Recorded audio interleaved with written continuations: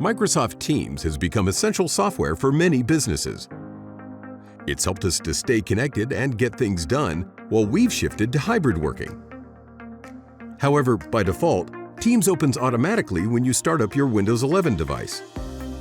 And maybe there are times you'd rather concentrate on a task without connecting to your staff. Here's how to get full control over when Teams opens.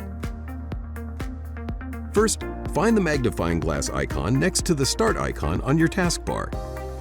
Type Settings. Within Settings, select Apps.